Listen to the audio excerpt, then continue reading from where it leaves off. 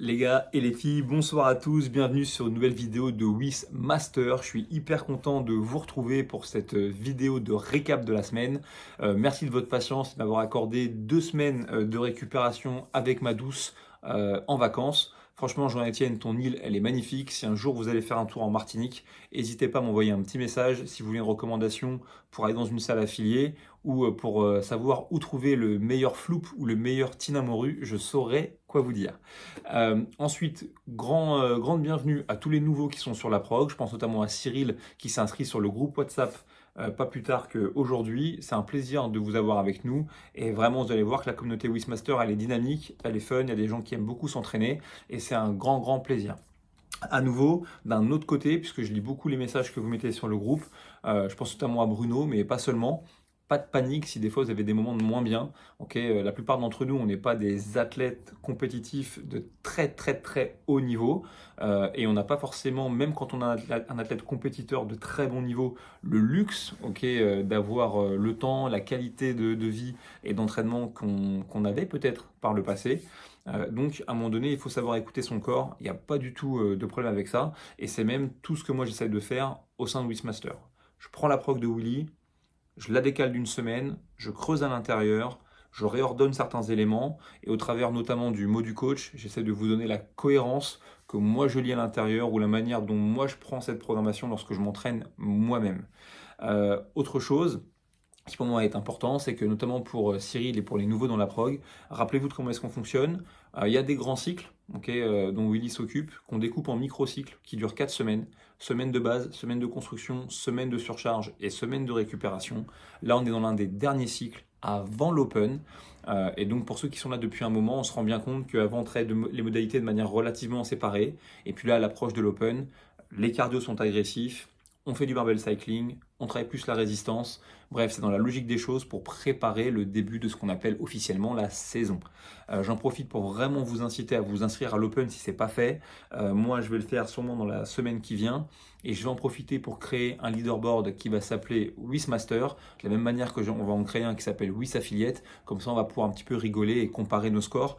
Mais vraiment, l'Open, c'est l'héritage de la méthodologie CrossFit. Parfois, on entend des choses à droite, à gauche. Est-ce que je dois faire ci? Est-ce que je dois faire ça? Est-ce que je dois m'inscrire, pas m'inscrire? Franchement, de mon point de vue, c'est des salades. Quand j'ai démarré le CrossFit en 2011, j'aurais aimé avoir la chance de pouvoir m'inscrire à l'Open. Mais on n'avait ni matériel, ni box, ni rien. Les choses ont évolué. C'est vraiment l'histoire et l'appartenance à la communauté. Donc vraiment, faites-le, faites les WOD. On va se challenger entre nous et vous n'allez pas le regretter. Je passe en revue maintenant les différentes indications que je vous ai laissées dans ce qu'on appelle le mot du coach. C'est là que vous retrouverez ma manière d'envisager les séances pour vous. Prenez ce qui vous plaît, laissez de côté ce qui ne vous plaît pas, mais j'espère qu'on trouvera pas mal de cohérence. Et rappelez-vous que moins, c'est pas mieux. Ok pardon. Bref, vous m'avez compris pour ceux qui sont là depuis un moment. On attaque. Sur lundi, on a donc un travail de force. Ce travail de force, je vous dis vraiment, focalisez-vous vraiment sur le snatch et faites l'impasse sur le reste. Ce que vous devriez mettre si vous voulez faire la session de force de manière plus complète, rajoutez simplement votre point faible. Back squat si vous manquez de force, explosivité si c'est votre problème. Moi, c'est le mien, donc c'est plutôt vers ça que je vais tendre.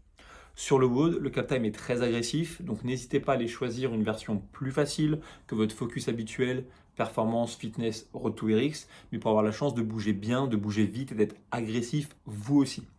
Enfin, sur le travail accessoire, il y a en ce moment un travail d'handstand push-up. Je vous recommande de ne pas le faire ce lundi parce qu'il y a des wall walk en gros volume déjà dans le WOD. Donc laissez ça de côté, surtout qu'on a pu voir qu'on avait les épaules déjà bien fumées, donc tranquille.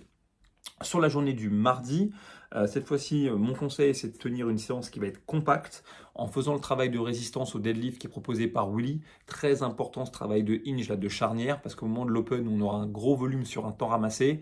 Et bah, de la même manière que parfois les abdos cèdent lorsqu'on fait les toast to bar, à un moment donné, on ne peut plus en faire un seul. Et bah, au moment de l'open, c'est pas rare que ce soit au niveau de la zone lombaire. Donc on veut préparer un petit peu cette résistance. C'est pour ça qu'on travaille comme ça. Ensuite, sur le WOD, pour le coup, on a un départ toutes les 10 minutes. Donc cette fois-ci, on a un peu plus de marge d'erreur. N'hésitez pas, il y aura 3 passages à faire, à démarrer directement sur votre focus traditionnel, même s'il vous paraît challengeant, parce qu'au pire des cas, vous pourrez toujours rétrograder au deuxième passage, mais aussi parce qu'il y a plus de marge de manœuvre. Donc faites-vous plaisir avec ça et ça vous fera un bon volume aussi de gymnastique. En ce qui concerne le reste, je vous recommande vraiment de vous arrêter là, ok, pour cette séance, résistance de force, WOD et basta. Ensuite, sur la journée de mercredi, sur la force, bossez le clean and jerk. Ok, c'est hyper important. On a du tirage, on a du clean and jerk en lui-même. Et si vous avez envie de rajouter quelque chose, rajoutez le front squat, notamment si vous n'avez pas fait le back squat du lundi. Comme ça, on brise au moins une fois la parallèle avec vraiment de la charge. C'est un truc qui est intéressant et on n'hésite pas.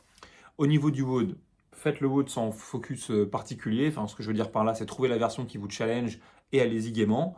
Et ensuite, au niveau du travail accessoire, ma recommandation, c'est de le faire seulement si le répertoire gestuel des mouvements, vous savez qu'il va vous permettre soit de prévenir une blessure, notamment peut-être à l'épaule, soit de venir renforcer vraiment quelque chose sur lequel vous êtes relativement faible en termes de fonction motrice, tirer, pousser, etc. Donc, regardez ce qui est proposé, faites l'un des modules si ça vous paraît pertinent, et sinon, si vous faites que la force et le WOD, franchement, vous avez toute ma bénédiction.